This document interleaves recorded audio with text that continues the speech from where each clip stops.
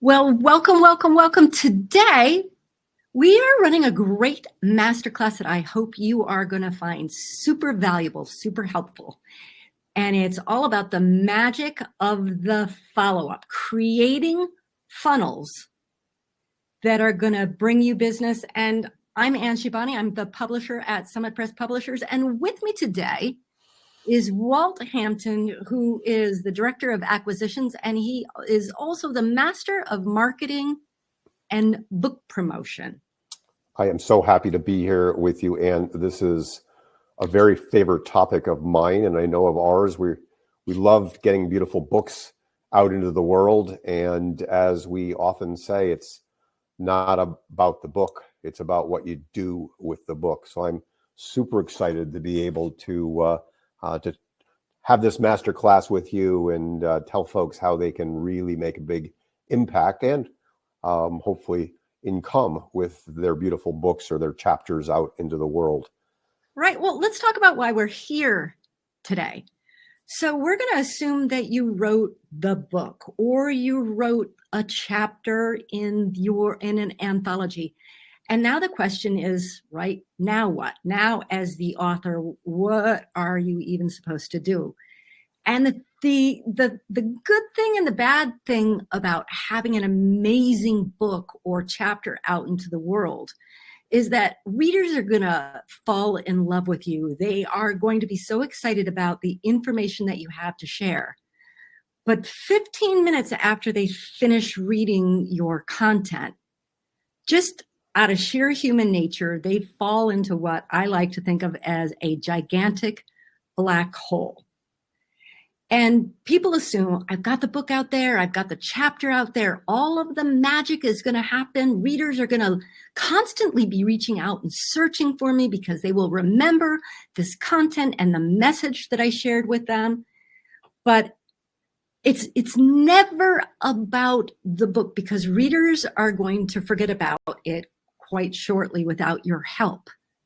The question really is, with this chapter or with this book out in the world, what are you, the author, going to do with it? How are you going to use this for bigger purposes?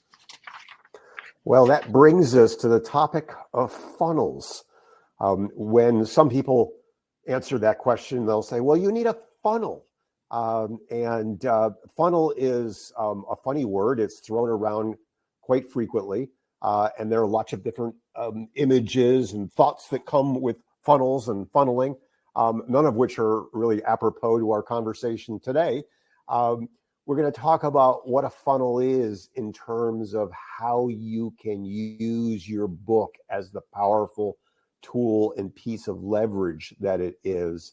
And what a funnel is if you think about the top of the funnel as all of the possible readers of your book or your chapter, in that big open space of all of those people who are your readers, who are enjoying this chapter, enjoying this book, how do we capture them with that wide open, your arms wide open, as it were, and bring them in and guide them to a place where they want to have more, that they want to connect with you, that they perhaps want to engage you or invite you places. And so a funnel is I like to think about it as the beginning of the customer journey or the client journey or the customer or client relationship. It's the tool, it's the process by which we take your readers in that heightened state of awareness and invite them into your world, adding value to them, connecting with them, building trust and relationship and credibility with them over time. And when that time is right, making invitations to them to work with you, to invite you, to take a next step with you. And then finally, down at toward the end of that funnel journey, we're actually converting those people into opportunities for us. And by opportunities, I mean ways to get your message out into the world in an even bigger way, on stages, on podcasts, on interviews, in just myriads of ways where you can monetize your chapter, your book, in a big way. And so the funnel for me is this potential client or customer journey in which you are building relationship over time.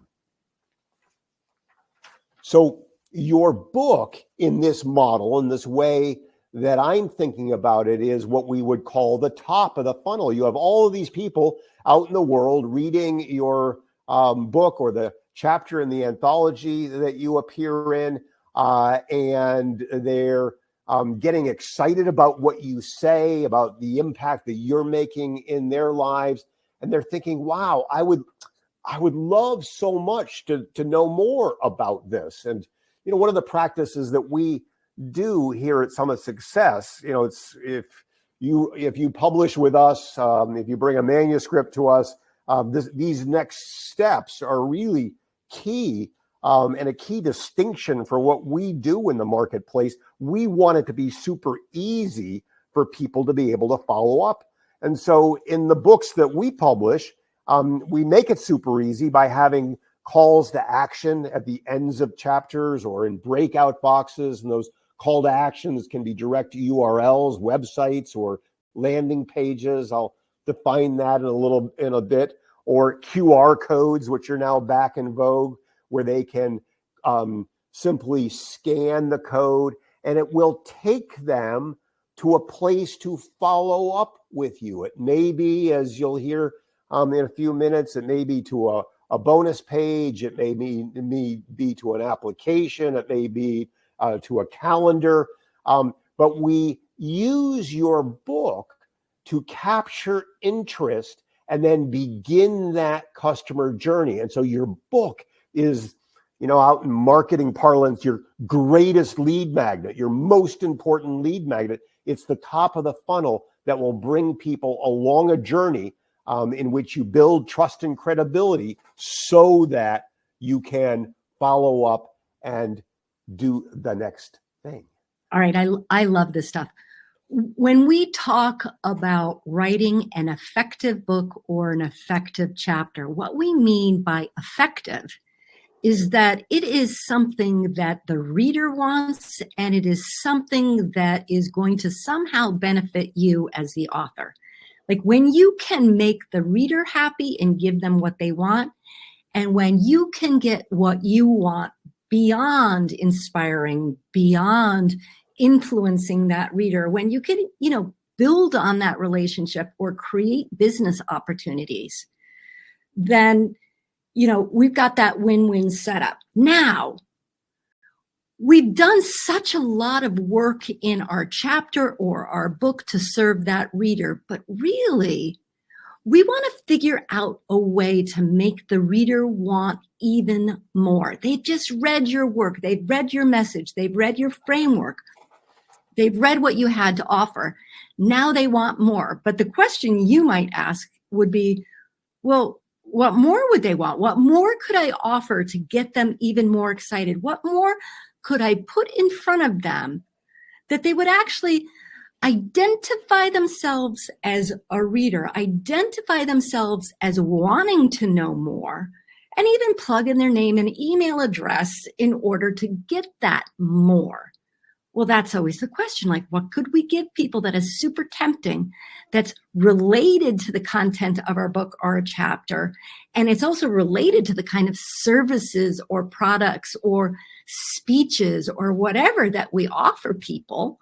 So some of the ideas, the little taste treats, the little tempting things that readers might want more of, that might be a free toolkit. This is some practical resources that extend the value of your book. If you've just, spoken about something, your framework, this might be a tool that you use in your framework that they would say, oh, yeah, I read about that in that chapter or in the book. I want that. I want to see what that toolkit is. I could really use that. And sometimes, we get all excited. We think, I want to give people so much. And I want to tell them, oh, I'm going to give you another book, or I'm going to give you, an entire collection of courses that I have. Often enough, something as simple as a cheat sheet. You've read about this in the book, or I explain this in my chapter. Here's a simple checklist that if you go through this checklist, you're bound to get the result that I'm talking about. Here's a cheat sheet. It's a 1-page PDF, maybe a 2-page PDF that takes you no time to create.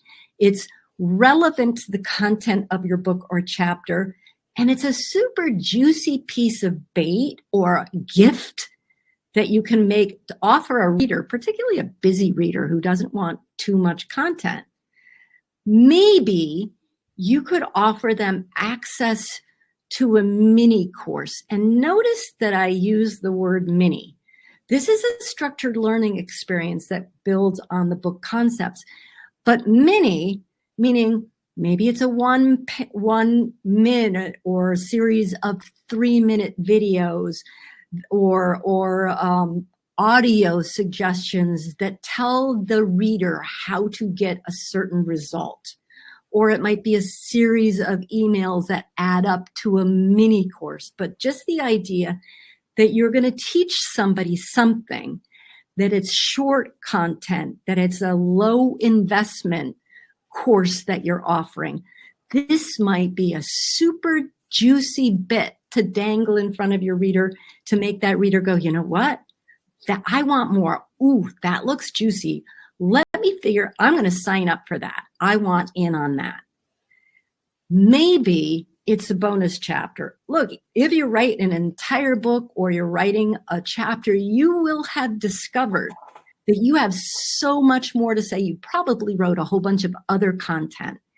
What if you offer those things that you had to cut, those pages that you had to cut because they didn't fit into the scope of the book, or the chapters that you were required to cut because, yeah, they served the purpose, but they broke the line of logic and we couldn't fit it all in a book. Well, what if you told the reader, hey, if you'd like these bonus chapters that I had to cut, if you'd like this bonus content that I had to cut, you can get that access for that right here. Just go here, put your name and email address in, and voila.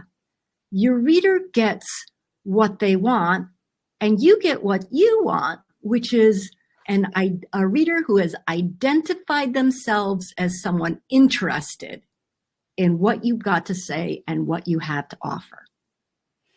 I love that, Anne, because that then is the beginning of a relationship. And that's what we want, because people do business with people they know, like, and trust, period. Trust and credibility are key in creating the relationship necessary for people to do important work together.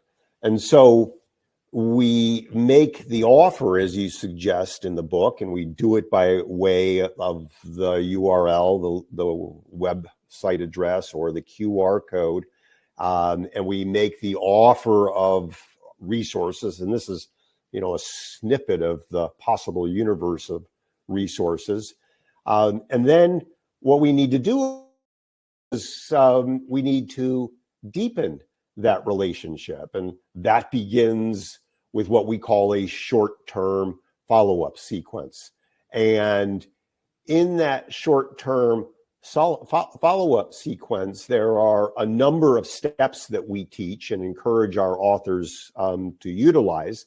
And it begins, of course, with delivering the thing that you've promised. If it's a checklist, it's an email that comes out right after they've scanned that QR code and opted in, entered their name and their email, and we deliver the thing, the checklist, or the 7 mistakes that parents most make when doing X, Y, or Z, or whatever that thing is that you're delivering. We deliver it, and we deliver it with a nice little note, and it's easily accessible.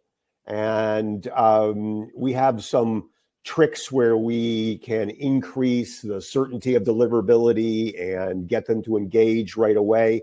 But that's the very first thing that happens after they want to have that additional material.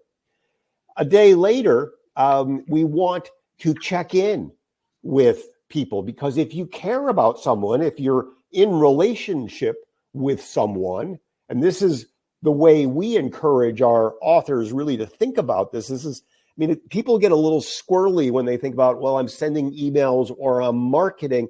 Well, if this was a friend or someone that you cared about in the world, you'd want to follow up and be sure that they got it and that they're interested and enjoying it. And so on day 2, engage them, ask them some questions, elicit some response around the thing that we've shared around it. And then on days 3, 4, 5, sometimes 6 and 7, this short-term follow-up sequence can be anywhere between 5 and 10 and 14 days long.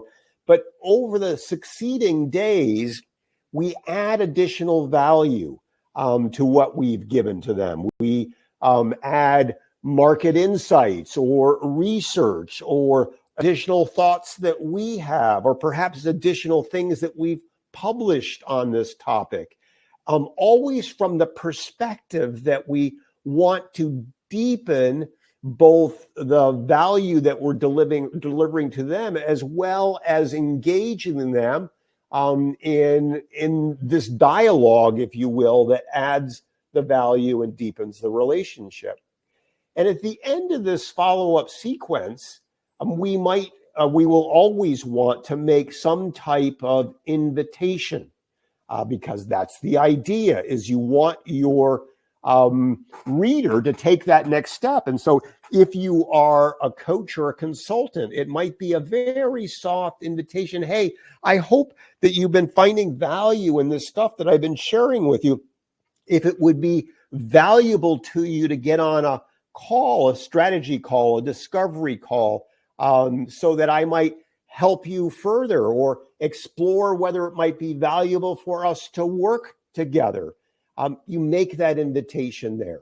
Walter, I have to pause, and I want to make a confession. Mm-hmm. It's like a scandalous confession, but it was pretty late in my life as an online marketer when I discovered that just having somebody opt in, like just figuring out, I created this really juicy opt-in gift, and I figured out how to work the magic of creating an opt-in box and to get it delivered to this person.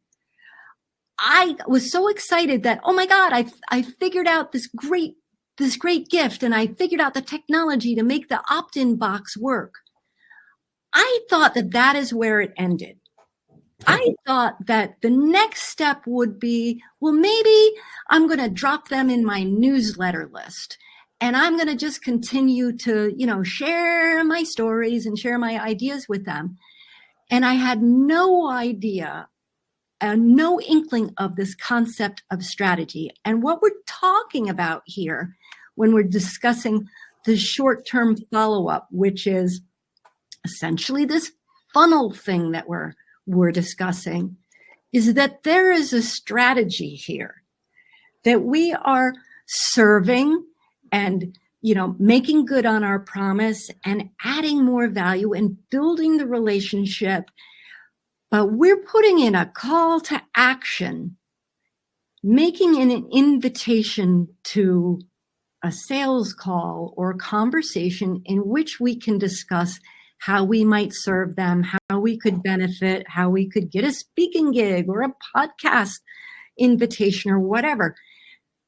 Just dropping people into your newsletter after they opt in is zero strategy. We're just giving you some basics of what it means to strategically build a relationship with a potential client or patron of some sort. So while you're on the topic of true confessions, I remember way back at the beginning of our business where we were getting the hang of marketing and emails and follow-ups. The other thing that we never did, and we couldn't understand why so dirt poor we were, we had raving fans. We had people reading our stuff. We thought we were just, like wildly successful, except that we were dirt poor. And the reason was that we were actually not telling people what we did and inviting them to work with us, actually making the call to action. And so, this is the last step, strategic step of the short-term sequence, but we're going to move now into what we call long-term follow-up sequence that Ann will take you through. But making periodic calls to action, and that is critically important, because otherwise people actually don't know, and they won't take that next step. We just talked about that short-term acts, right? That short-term, maybe 6 or 7 days after they've downloaded or opted into this to get this awesome gift that's associated with your chapter or book, right? That's the sort of the missing piece. And there's going to be a certain number of people that are going to raise their hands after your call to action, and they're going to say, boy, that sounds awesome. Can we get together? Can I talk to you about this thing, right? But we don't know how many of those people are going to do it. So that's where the long-term nurture comes in. Because the way these things work, the way it takes for somebody to get in front of you and want to know more and have a conversation about what you can do for them or with them, sometimes that happens immediately. And a lot of times it happens over the course of months or a year, or, in our cases, sometimes 5 years or 8 years. And the timing is dependent entirely on where that reader is in the journey of their desire to solve a problem, or how hot that problem feels to them. So when you make an offer or you have a call to action to reach out to you, if that problem is a burning problem, they're probably going to opt in and want to have a discussion with you. And if they're just kind of curious, they're aware of you, they know what you do and how you can serve them. If it's not a burning thing for them, then we don't want to just drop them off on the curb and say, hey, glad you read the book, glad you're not interested in what I got, bye ya. We want that long-term nurture off of the back of the short-term nurture. So where I confess to having people opt in and get all excited, and then what I did is I dropped them into the long-term nurture without ever giving them an opportunity to raise their hands straight away and tell me that they were interested in the conversation, right? I missed that part of the strategy. But with a long-term nurture sequence, and I'm talking about regular email delivery, usually through a CRM, and Walt's going to talk about that in a hot minute. What we are doing is we are keeping the relationship alive for however long it takes for that reader to decide, you know what? Boy, I really like this person. I've seen their content regularly and consistently over the last couple of months. Every single week, for me, every single Tuesday morning at 9, I send out, for me, I call it a newsletter. Some people will send out an email. Some people will send out their blog post. And the attempt is, on my part, is to deliver value, to continue the conversation about the things that I write about, the things that I do in my business, the ways that I can serve people. And what that allows me to do is build that relationship over time.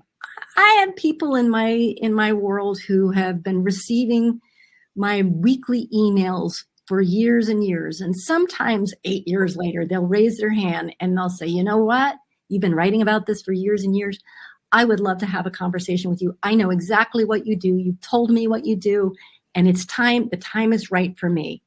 But that relationship required more time. It was time dependent on what was going on in that person's life. It was whatever, like the desire for trust to be built or the desire to be built.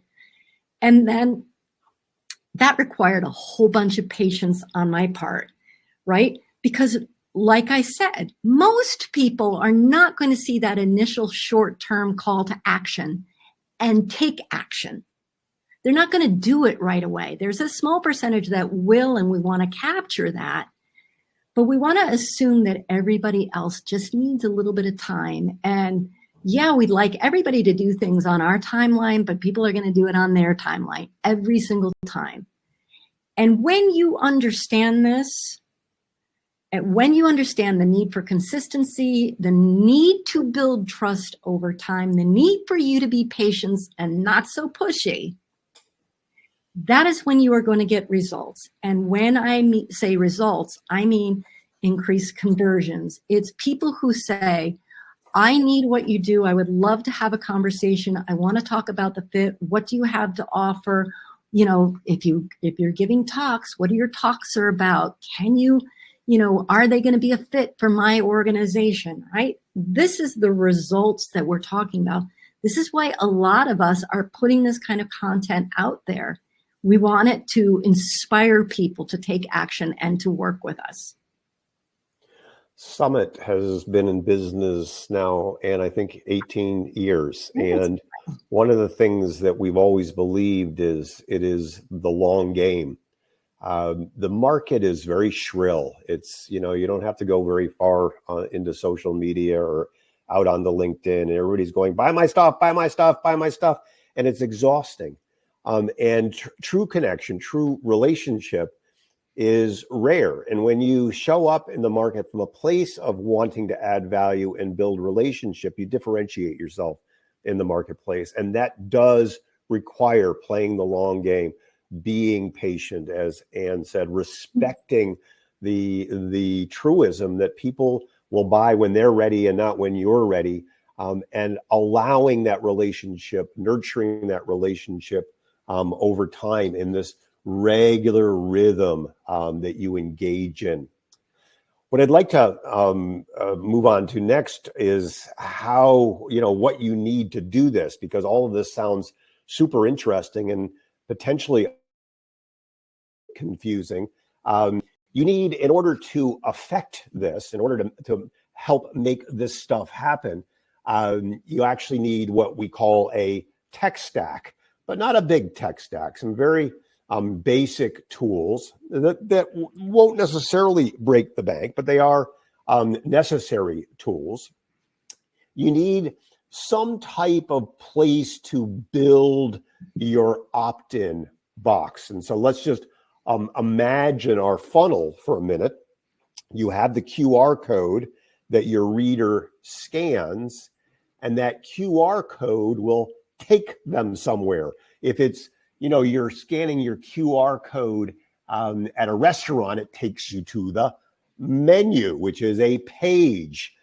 Here, you want to take them to a page in which they enter their name and their email to get their thing, their checklist or their toolbox or their bonus chapter.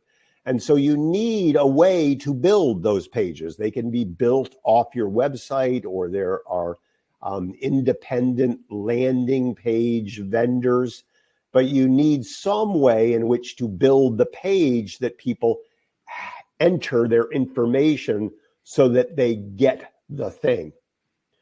And then, of course, we talked about this idea that they're now going to need to get the thing.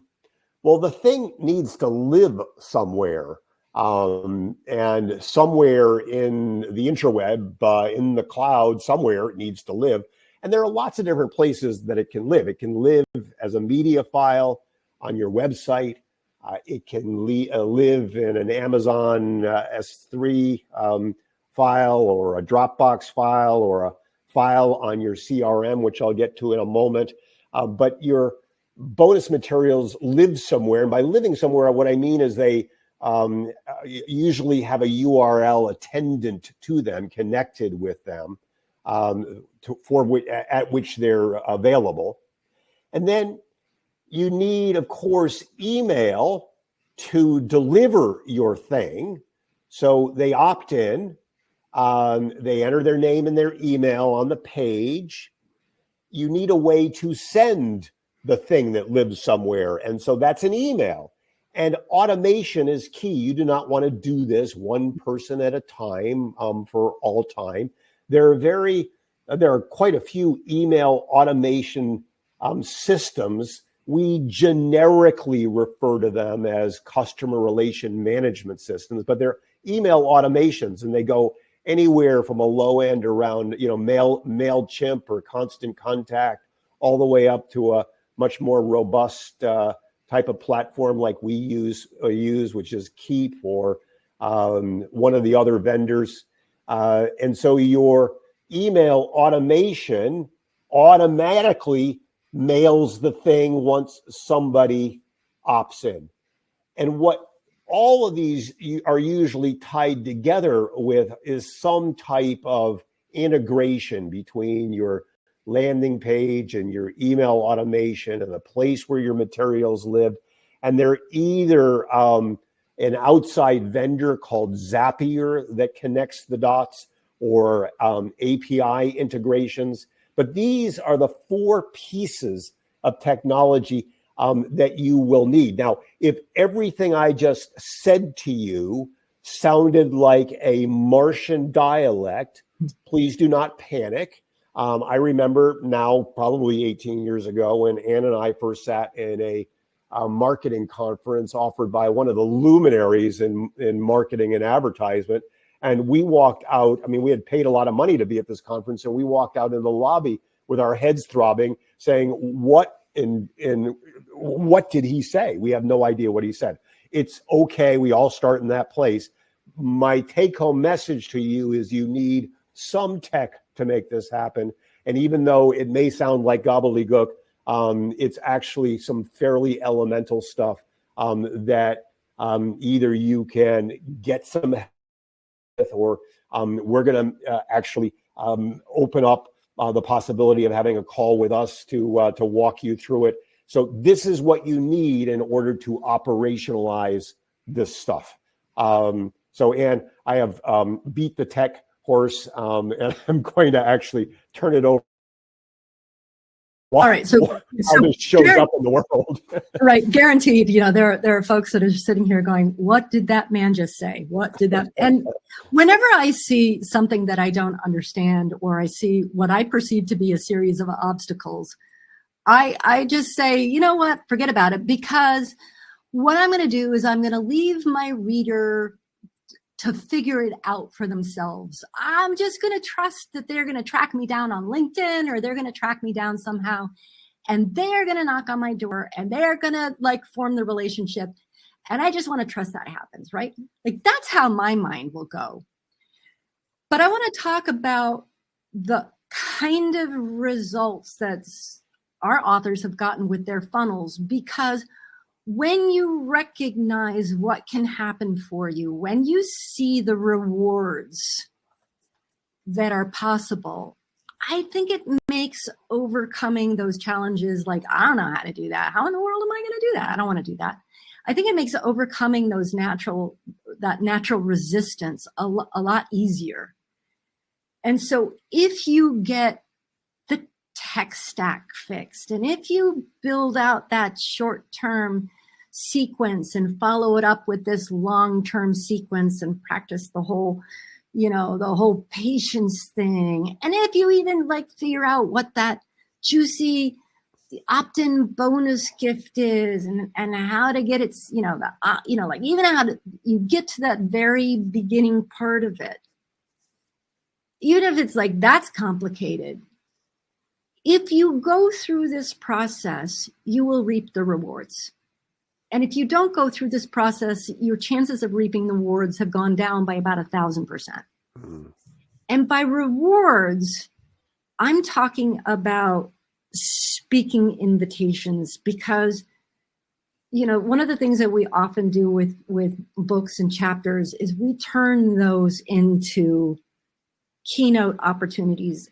And there are a lot of folks who get into wanting to write and write chapters in anthologies and chapters in books themselves, is they really want to become known as a speaker. And if you start moving up the ladder in speaker land and you start going after the big keynotes, speeches, which is what, really brings home income, then you've got to put a whole bunch of stuff in place. But people like Bryn Loddick, who wrote a book about her skills and her expertise in outdoor educational experiences, the bonus material and the follow-up sequence of her book is what allowed her to land keynote opportunities. And she was speaking to some degree, but they were lower level opportunities. That book gave her the credibility, and that follow-up sequence and those consistent calls to action are what landed her those really life-changing keynote speeches. They also allow for coaching inquiries. If you are a coach or a consultant, if you're a consultant, you can replace coaching inquiries with coaching.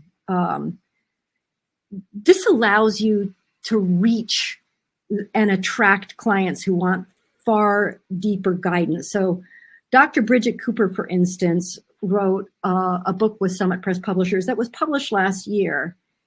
And her follow-up sequence off of her QR code and her calls to action within the pages of the book have yielded her so many one-on-one opportunities to come in as a consultant in corporations and build on the material that she covers in her book. Josh Patrick is another author of ours whose book created desire for him to come in and serve as a fractional COO in various companies.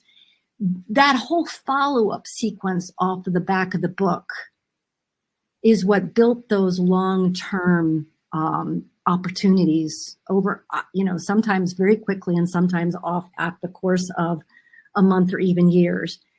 And if you have products that you sell, and products could be anything from an online course to a group membership to even an event that you put on for, to inform people or to sell them into other products and programs. Having the right funnel off of the back of your book, off of the back of your chapter can mean all the difference between doing this stuff on your own and hoping that the reader reaches out for you, and being a John Courtine, one of our authors, who essentially sold $250,000 worth of course membership off the back of his book, the Profit Culture Formula.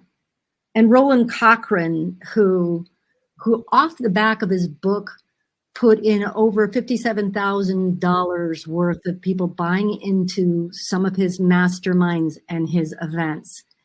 And that was having the right call to action. It was having the right opt-in gift associated with the chapter, doing that short-term funnel, doing that longer-term strategy and tweaking as we go.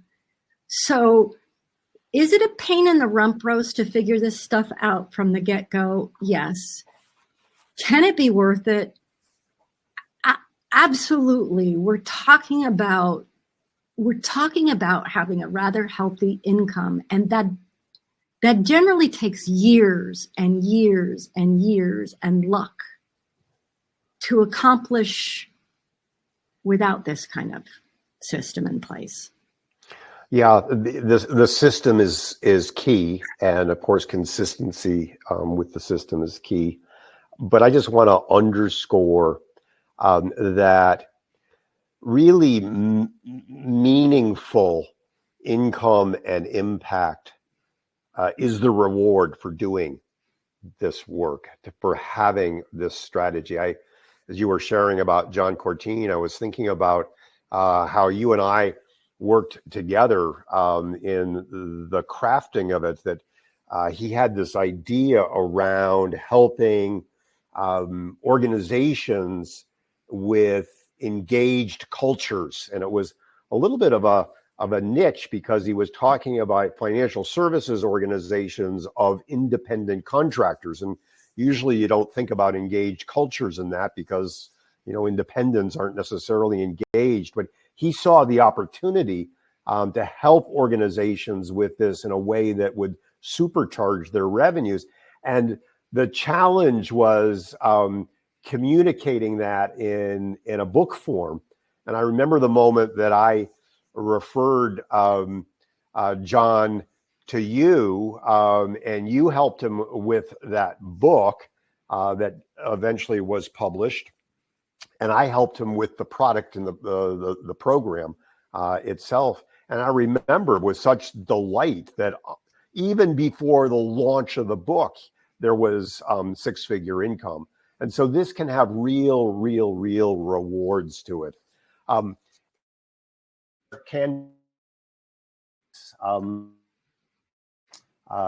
Consequences for not doing this. So I just want to outline the common mistakes, just to speak them out loud.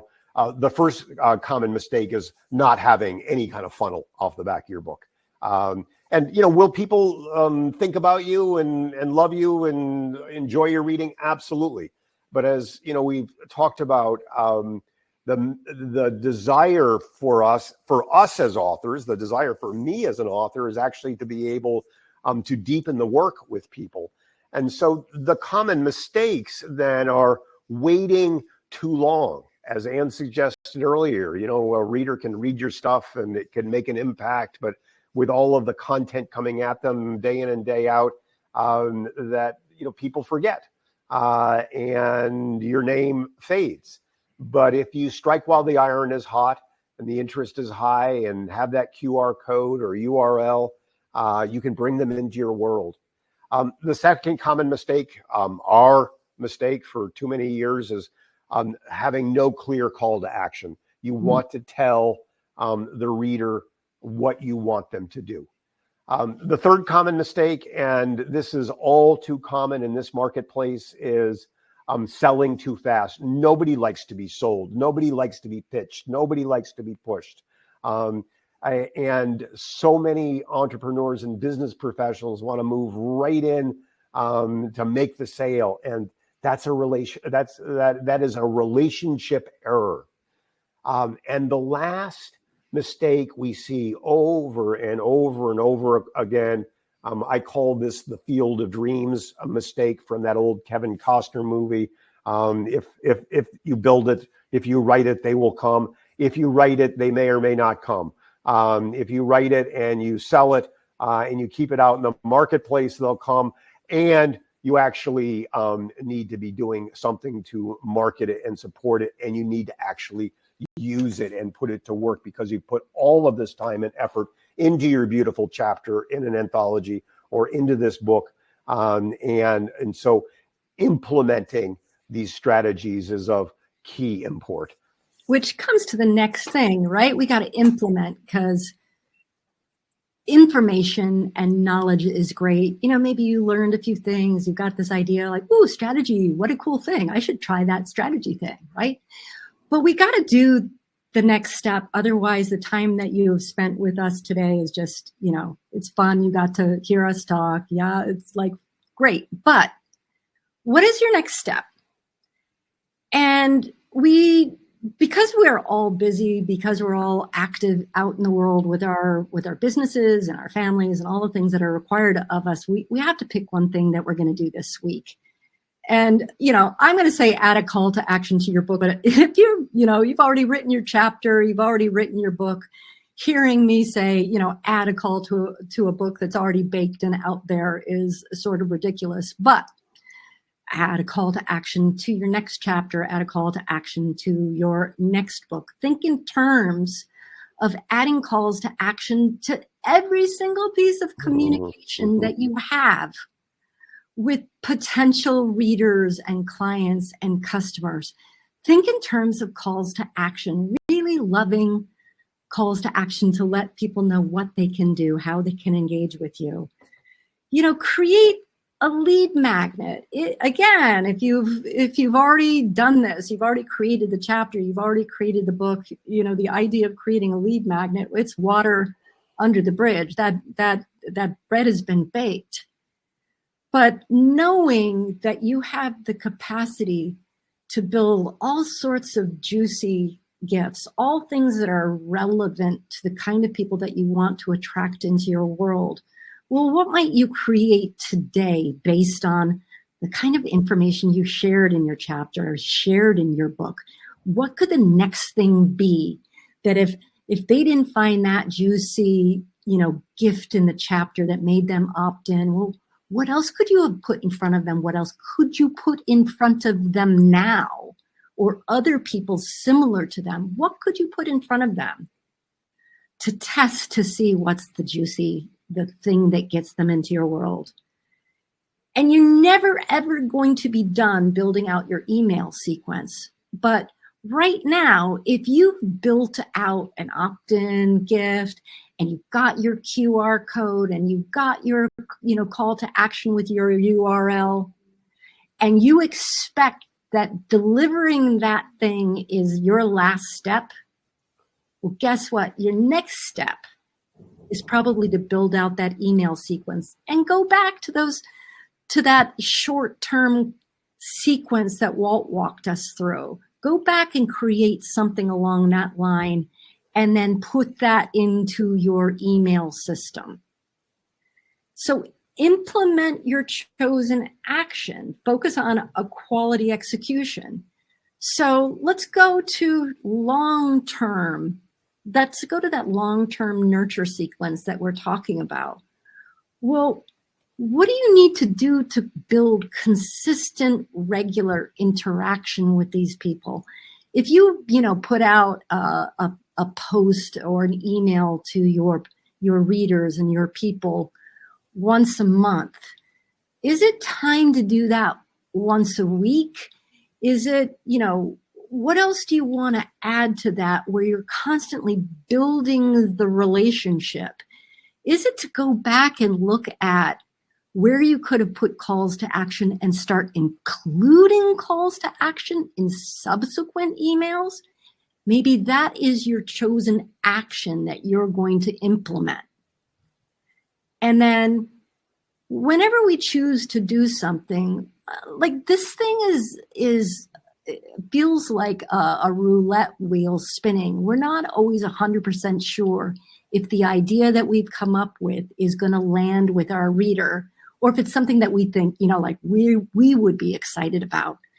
So we need to measure the results and adjust. If you began to put in a call to action to invite people to sales conversations or to let them know that you have an event coming up, how would you be able to figure out if that was effective? And I'm going to let Walt talk about that for a minute. Yeah, this measuring is so key. Many of the authors, entrepreneurs, thought leaders that we work with have some type of professional services background. Not all, but many, like allied health or financial services or law, my own background. And we were in businesses or careers where if you made a mistake, you could be disciplined or disbarred or sued. And so those who come into the realm of marketing have a level of, it was rational at one time, but irrational fear here, because in marketing, the only measure of whether something works or not is whether the market responds. And so rather than just having all of these great ideas in our workshops and hoping that they work, we in rapid succession get as many ideas as we can out into the marketplace, and we watch our results. We watch with Google Analytics, for example, how many people come to our pages, how long they stay. with the analytics embedded in our landing pages. We see what they do on the page, and we see how many of them take the next step that we're asking them to. And so we measure our results, and we don't say, oh my God, I'm a horrible human being, or that was great. What we say is, oh, that worked, great, let's do more of that, or wow, that didn't work, let's try this. And we create. That's the beautiful part of entrepreneurship. It's a great part of business.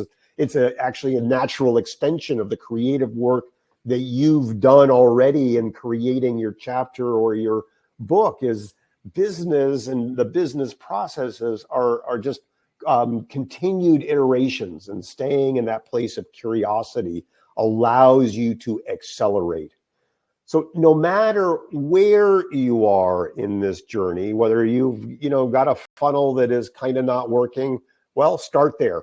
If you've never thought about your bonus, start there. Pick one thing this week to do and begin, and then take the next step and the next step. And if you're feeling a bit overwhelmed or confused, you will find a link associated with this masterclass. And if you click that link and enter your name and contact information, someone from our team will reach out, and you can spend some time with either Ann or with me and talk about building out your funnel. We offer services for our authors done with you. That is, we can coach you through the process of building your funnel.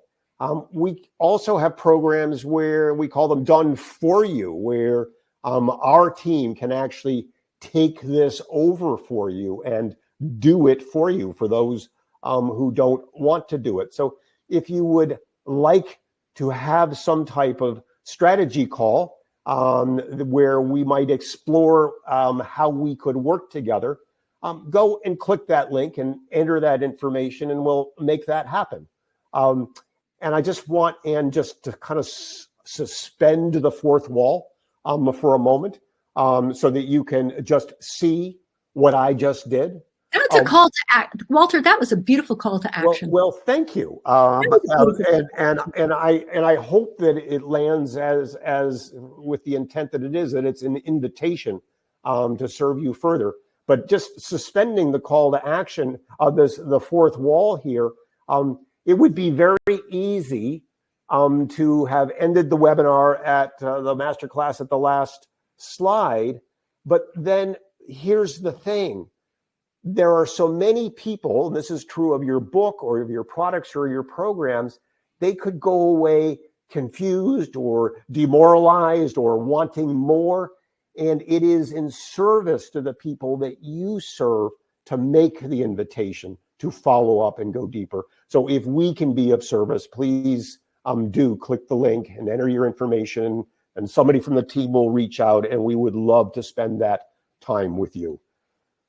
All right, I do think we just need to wrap it up, because we're always cognizant that people are busy and we want to serve, and we want to leave you excited about the possibilities. So remember, friends, marketing is not magic in and of itself.